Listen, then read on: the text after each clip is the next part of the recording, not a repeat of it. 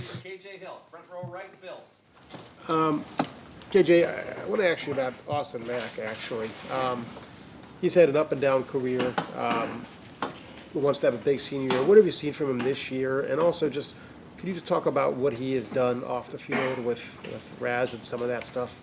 Austin, he got a more of a sense of urgency this year because like this is last year, his last chance. I see he's been working hard every day. Even in practices, not taking plays off, and off the field, he just involved with the community a lot. Started the RAS thing, so I feel like he's a well-known person around campus. Second, front row right, Austin.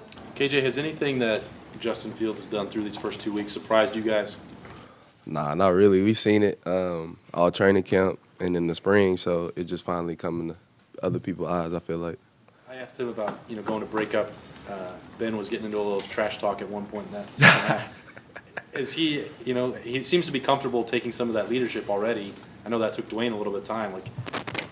How is he adjusting to that role? He's still adjusted to it, but I think he's taking more on the role early because I feel like he's making plays and he's getting more confidence in being able to do that. And, he got our trust and O-line's trust, so we just following behind him. Right next door, Tim. Yeah, KJ, Coach Day has alluded to this a couple of times. Maybe there needs to be a little bit more attention to running those secondary routes when Justin kind of breaks the pocket and stuff. And how is that on the agenda this week? We talked about it before the game versus Cincinnati. I think we did a better job at it. Just scramble rules. I know Chris caught one. Somebody else, I forgot. But, but we just got to keep practicing it. It's something we got to get used to because he's always keeping his eyes down the field. And plus, it's just more yards for the receiver. Does this feel more like y'all are running more of 2017's offense? Or at least, the plays y'all featured than a year ago? Is it 2 games in? Does it feel like that? Not really because we still got the similar plays that we run in last year. We just got more versatile with the running because Justin can run and JK back there, so that's a two-headed monster in the run game. So I feel like Coach Day's just using that more. Second row left, Bill. KJ, this is like a similar question, I guess.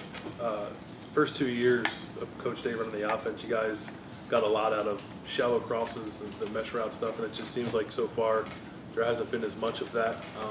How much different is, I guess, the route combination you guys are relying on right now for the first 2 games? First 2 games, they wouldn't let us run those shallow crosses. They knew what had happened to them. It's a lot of zoning off, and when we get in those formations, you can see if they see me coming across the middle, they're going to zone it off or try to get their hands on me because they know we did damage over the 2 years with the shallow crosses. So we still got the same offense. It's just people are prepared for those things, so we're just adjusting to it. Is it frustrating for you being the guy in the slot? Because that's easy money a lot of times for that guy in that position. Oh, yeah, it definitely is, but I just got to find more money other ways. To go back to 2 games in the opener early, there was a play where you looked like you were coming open and Justin underthrew you a little bit, and you did adjust, but it fell incomplete, and then it looked like on the sideline you guys had a brief conversation after that. Just what do you all talk about on a play like that as he still tries to learn about you and you're still trying to learn about him? He just came to me and was like, that's on me. I threw it short, but then again, I told him, nah, I got to catch that, But we just had just communication on it because we done rep that play 1,000 times in training camp where he just led me and I ran right under it. But stuff happens in the game, it's not going to be perfect. So we're just still working out the kinks. Sixth row left, Jared. Hey, KJ. The incident in the game Saturday with McDonald, kid from Cincinnati, who we came to learn had a seizure. A lot of people have noted in reviewing that play, your actions on that play, what you did and did not do.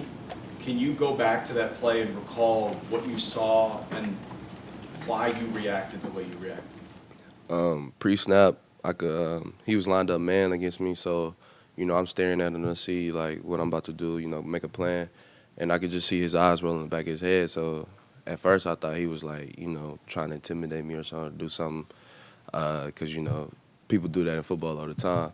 But when I seen him start shaking, I knew something was wrong, so I didn't even, bother touching him or anything. And he had a seizure, so. So you obviously run up toward him, but you see immediately there's a problem, and you very clearly don't make contact with him. How did you then, I know you proceeded downfield, did you try to get somebody's attention, or what did you do then? Nah, I just kept going with the play, but at the same time, I was a little shook because I seen him having a seizure. I know what a seizure looks like. So I just knew after the play immediately somebody needed to come to him. I was trying to get somebody's attention, but they got to him. Front row left, Nathan? You say I know what a seizure looks like. Is that something you've experienced somewhere else in your life? Yeah, my grandma used to have seizures, so I knew exactly what it was.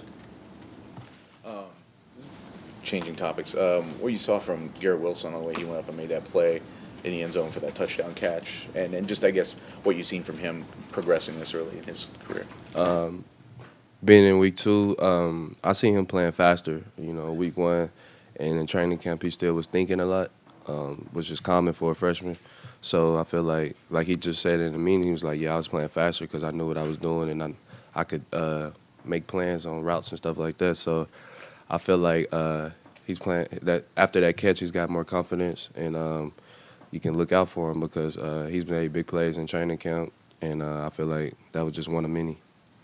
And final questions for KJ, third row right, Rob? KJ, you've been in this situation before the last 2 years. You guys are playing really well, then boom, Iowa, boom, Purdue happens. You've got Indiana coming up. What did you learn from those games going forward?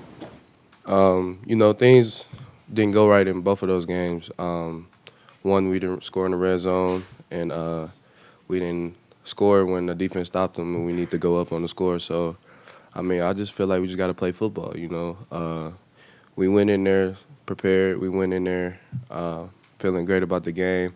Stuff just didn't work out. So, we just take it one game at a time, study the opponent, and go out there and perform and execute. You guys lose focus on the plan to win, or whatever that's called, or is it unexplainable? It's really unexplainable because we prepare the same each week. I feel like it's just more on the execution side of it. We got to execute our plays, and if we don't, of course, you're going to end up with a L. Great. KJ, thank you very much.